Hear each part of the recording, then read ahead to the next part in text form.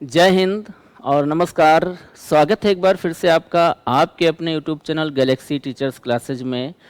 और हम पुनः उपस्थित हैं आपके लिए संस्कृत विषय में प्रत्यय पर आधारित क्लास लेकर। और पिछली क्लास में हम लोगों ने कुछ महत्वपूर्ण प्रत्यय पढ़ लिए थे। आज का जो हमारा प्रत्यय है, तो आज का हमारा प्रत्यय क्या है, हम उसको देख लेते हैं। ठीक है। अच्छा देखिए, आपको पता है कि पिछली क्लास में हम लोग कृत प्रत्यय पढ़ रहे थे, है ना। और कृत प्रत्यय को ही हम लोग आगे बढ़ाएंगे। और आज का जो हमारा महत्वपूर्ण प्रत्यय है जो हम पढ़ने वाले हैं, वो क्या है, अक्त और अक्तवतु। ठीक है। ये दो प्रत्यय हैं जिन्हें हम आज पढ़ेंगे। अक्त और अक्तवत प्रत्यय की आज हम लोग चर्चा करेंगे, इसकी हम लोग बात करेंगे। तो ध्यान दीजिएगा। सबसे पहले तो हम ये देखते हैं कि हमारा जो अक्त और अक्तवत प्रत्यय होता है, ये होता कैसा है। तो अक्त और अक्तवत प्रत्यय जो हैं, ये कैसे प्रत्यय हैं बोलिए। ये हमारे भूतकालिक प्रत्यय हैं। ठीक है। कैसे प्रत्यय हैं, भूतकालिक प्रत्यय हैं। भूतकालिक का मतलब क्या है, तो भूतकालिक का मतलब है कि इन प्रत्यय का प्रयोग हम भूतकाल की क्रिया बनाने के लिए करते हैं, या भूतकाल के अर्थ में जब हमको क्रिया बनानी होती है तो हम इन दोनों में से किसी एक प्रत्यय का प्रयोग कर लेते हैं। तो अक्त और अक्तवत भूतकालिक प्रत्यय हैं, ये महत्वपूर्ण बात हमने समझी। अच्छा, अक्त और अक्तवत दोनों प्रत्यय की निष्ठा संज्ञा होती है। महत्वपूर्ण बिंदु है कि इसकी संज्ञा क्या होती है, निष्ठा संज्ञा होती है। ठीक है। इन दोनों प्रत्यय की संज्ञा क्या होती है, संज्ञा मतलब नाम क्या होता है। तो इन दोनों प्रत्यय का नाम या इन दोनों प्रत्यय की संज्ञा क्या होती है, निष्ठा संज्ञा होती है। अच्छा, किसी एक की नहीं, पुनः समझ लीजिए, दोनों की निष्ठा संज्ञा होती है। चाहे हमारा अक्त प्रत्यय हो या अक्तवत हो, दोनों की संज्ञा अगर पूछी जाती है तो क्या होती है, निष्ठा संज्ञा होती है।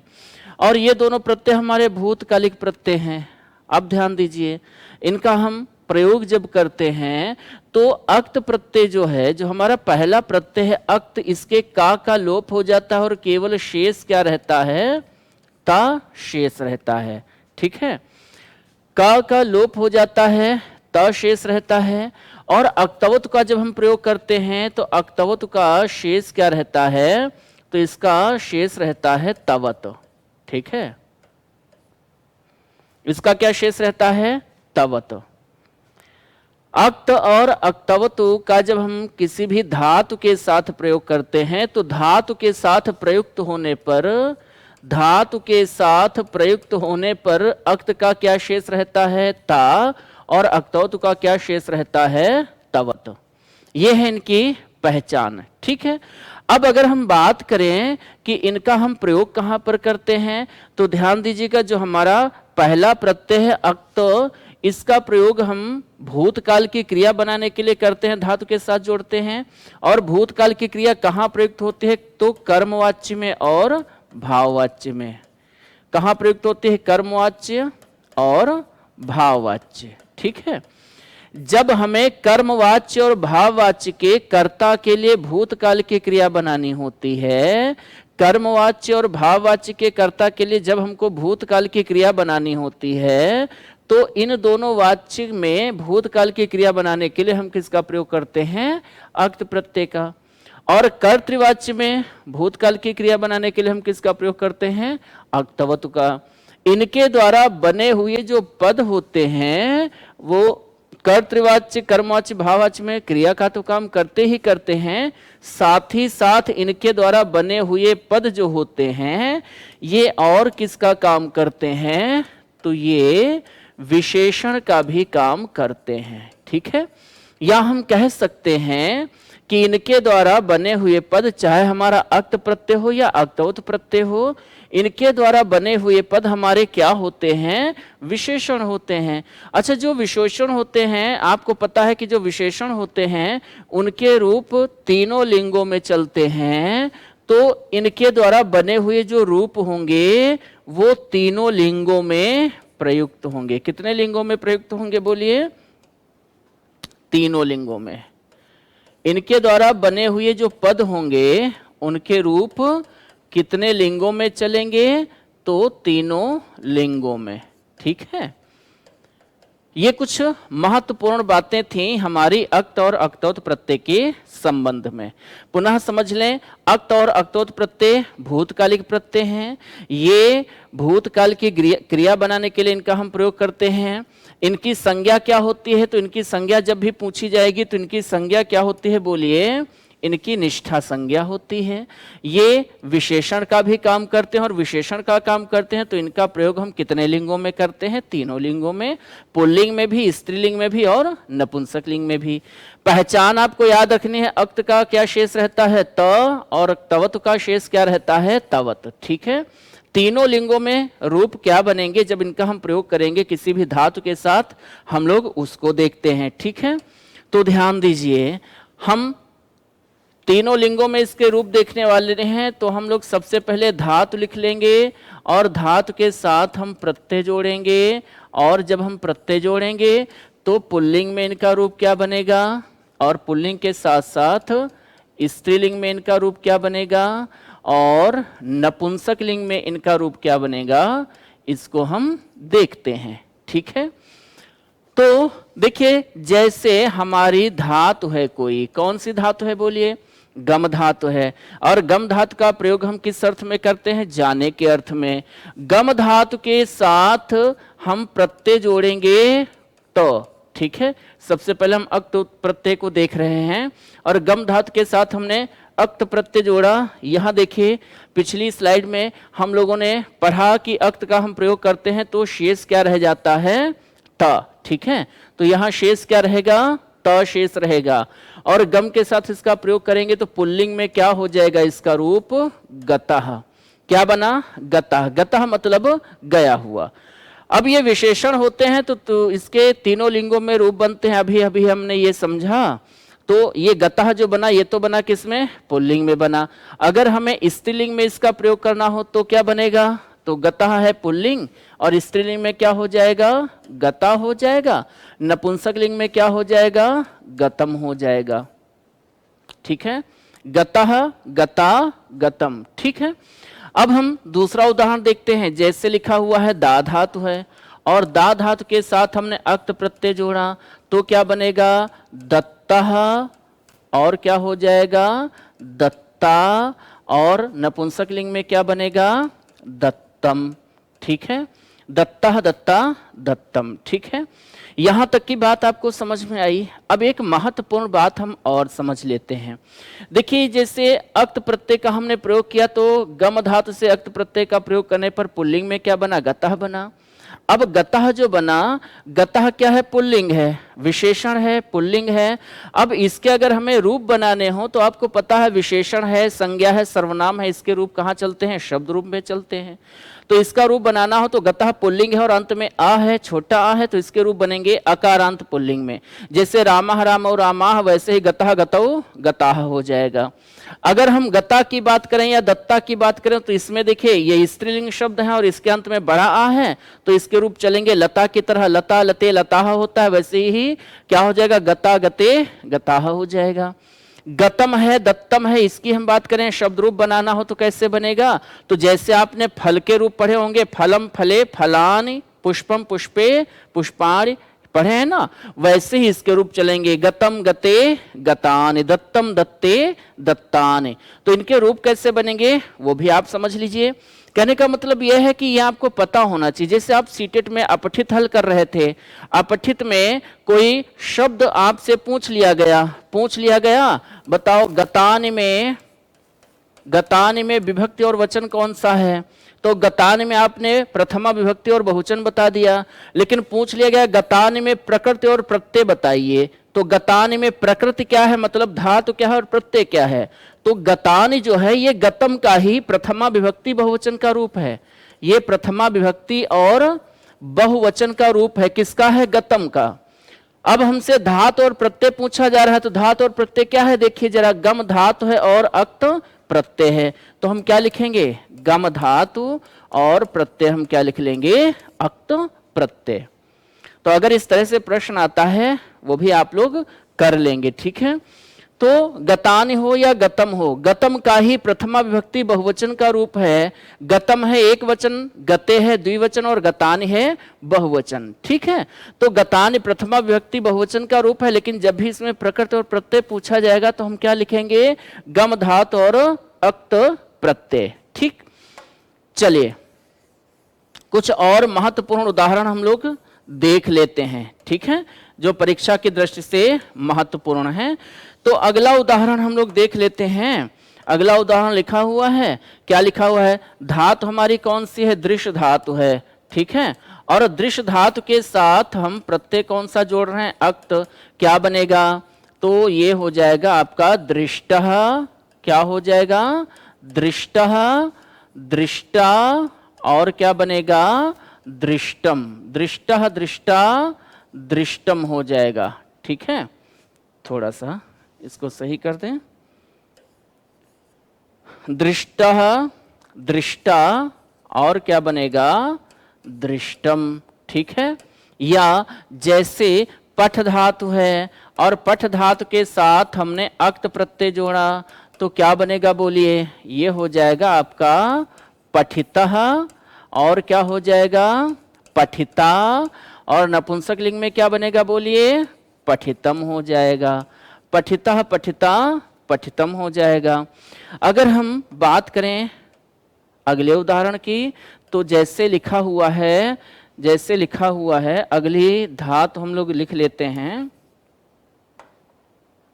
अगली धातु लिखी हुई है, मान लेते हैं क्री धातु, महत्वपूर्ण है।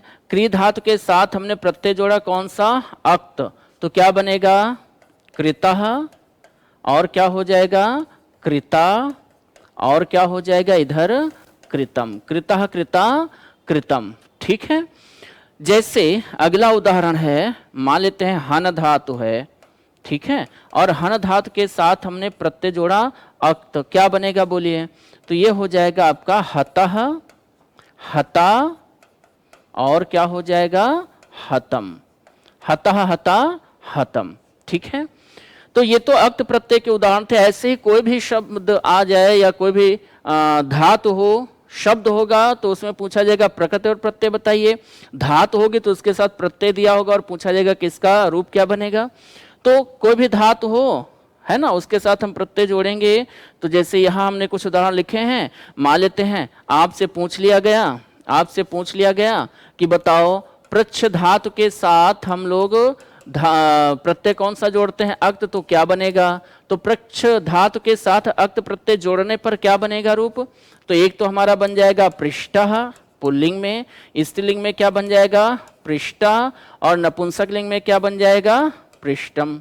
ठीक है, और अगला उदाहरण जैसे यहाँ पर है लिखा हुआ ये, ठीक है, जैसे मान लेते हैं लिखा हुआ है नी धातु, और नी धातु के साथ हमने प्रत्यय जोड़ा कौन सा, अक्त, तो क्या बनेगा बताओ तीनों लिंगों में, ये हो जाएगा आपका नीतः, स्त्रीलिंग में क्या हो जाएगा, नीता, और नपुंसक लिंग में क्या हो जाएगा, नीतम।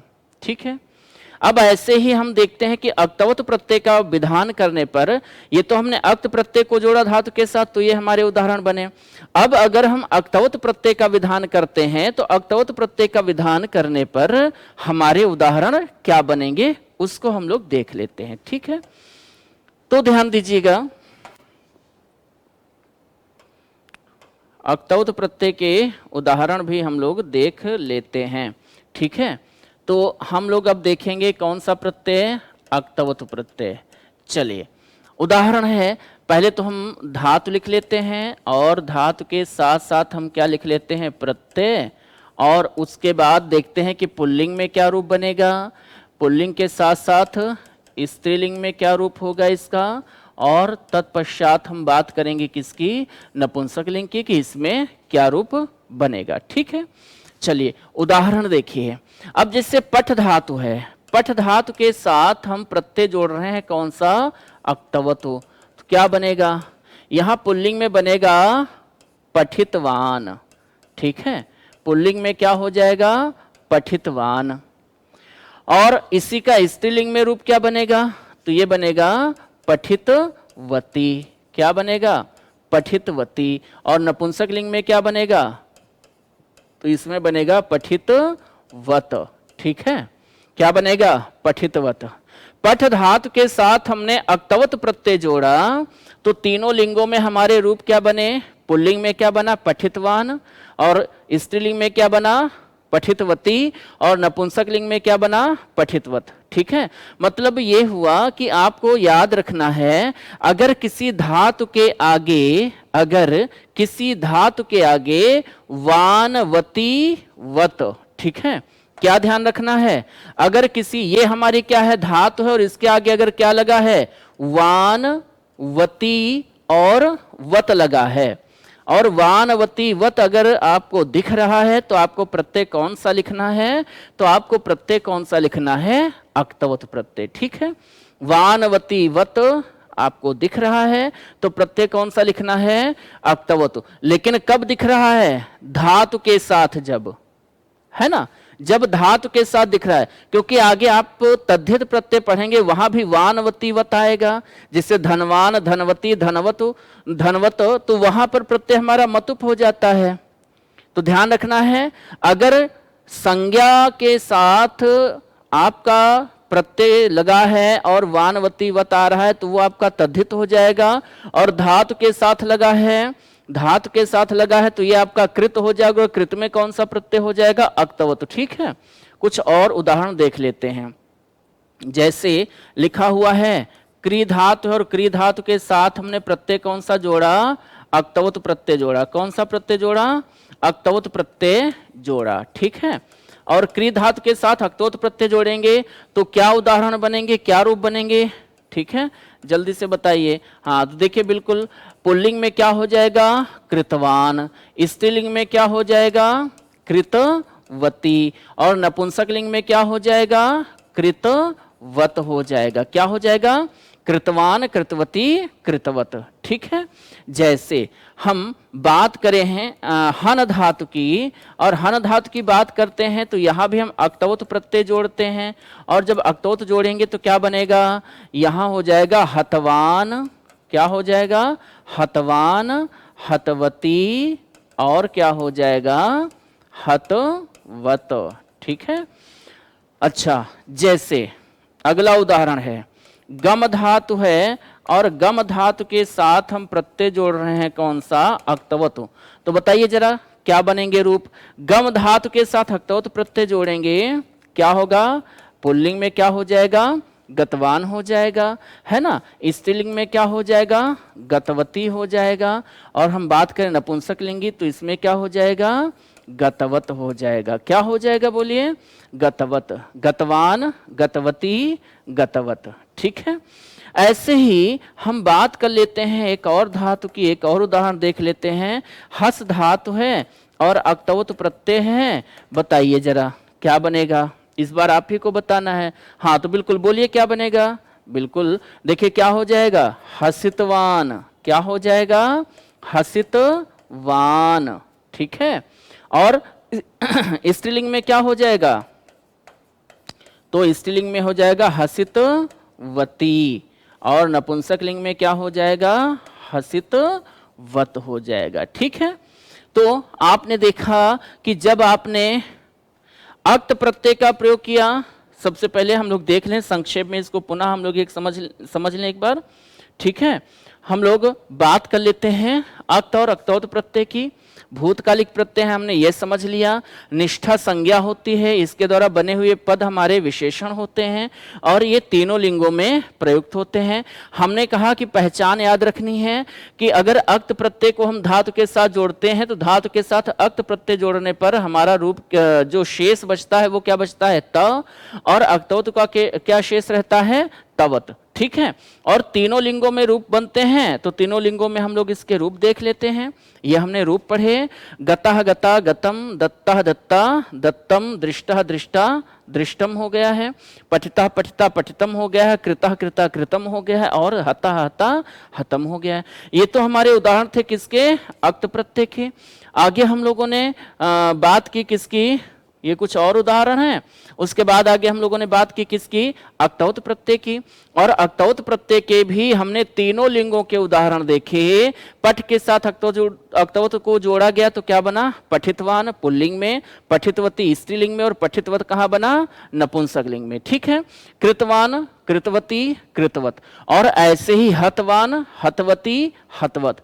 ऐसे ही हम बात करें तो गतवान, गतवती, गतवत। और हस धातु के साथ जब हमने प्रत्यय जोड़ा कौन सा, अक्तवतु, तो हस धातु के साथ अक्तवत प्रत्यय जोड़ने पर क्या बना, हसितवान, हसितवती और हसितवत। ठीक है, तो ये तो आज की हमारी जो बात हुई अक्त और अक्तौत प्रत्यय की, वो यहीं पर होती है समाप्त, है ना। तो आज की ये क्लास आपको कैसी लगी जरूर बताइएगा कमेंट करके। और अगर आपको क्लास अच्छी लगी हो तो एक लाइक और शेयर जरूर कीजिएगा। और अगर आप हमारे साथ पहली बार जुड़ रहे हैं तो हमारे चैनल को सब्सक्राइब भी कर लीजिएगा, है ना। तो कैसी क्लास लगी कमेंट करके जरूर बताइएगा। हम पुनः मिलेंगे नई क्लास में एक नए टॉपिक के साथ। तो तब तक के लिए आप लोग पढ़ते रहिए और हमारे साथ अंत तक बने रहने के लिए, हमारे साथ जुड़ने के लिए आप सबको बहुत बहुत धन्यवाद।